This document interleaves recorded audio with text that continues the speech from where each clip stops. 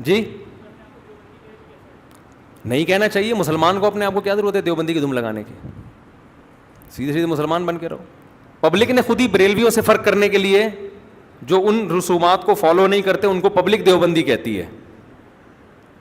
تو خود پبلک نے فرق کیا ہوا ہے نا. اب یہ تو نہیں کہہ سکتے یہ مسلم پارٹ 1 یہ مسلم پارٹ 2، ٹھیک ہے نا.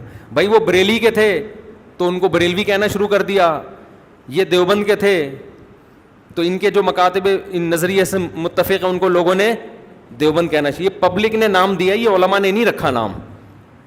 دیوبندیوں کے ایک مولوی ہیں جن کو وہ لوگ قاری طیب کہتے ہیں، ان کی ایک کتاب ہے جس کا نام ہے مسلک علماء دیوبند.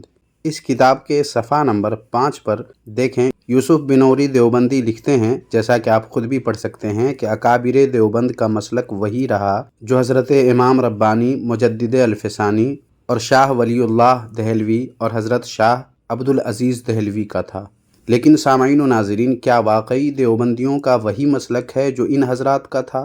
یہاں اس کی ایک مثال آپ کے سامنے پیش کرتا ہوں. یہ دیکھیں کتاب جس کا نام ہے فتاوی عزیزی، جو حضرت شاہ عبدالعزیز محدث دہلوی رحمۃ اللہ علیہ کے فتووں کا مجموعہ ہے. اس کے صفحہ نمبر 189 پر دیکھیں، شاہ عبدالعزیز محدث دہلوی رحمۃ اللہ علیہ لکھتے ہیں کہ جس کھانے کا ثواب حضرت امامین کو پہنچایا جائے اور اس پر فاتحہ وقل درود پڑھا جائے، وہ کھانا تبرک ہو جاتا ہے، اس کا کھانا بہت خوب ہے.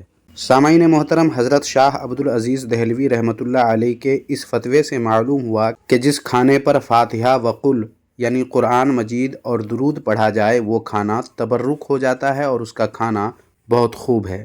لیکن سامعین، اب فتوے کی اس کتاب کو دیکھیں. یہ ہے فتاوی قاسمیہ.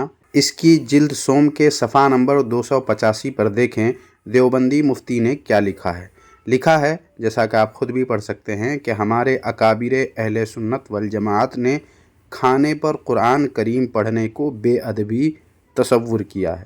سامعین و ناظرین، اب تو ہم انہیں یہ تو نہیں کہیں گے کہ آپ کے وہ کون کون سے اکابر ہیں جنہوں نے کھانے پر قرآن کریم پڑھنے کو بے ادبی تصور کیا ہے، اور یہ بات کہاں لکھی ہوئی ہے، ذرا اس پر آپ ثبوت پیش کریں.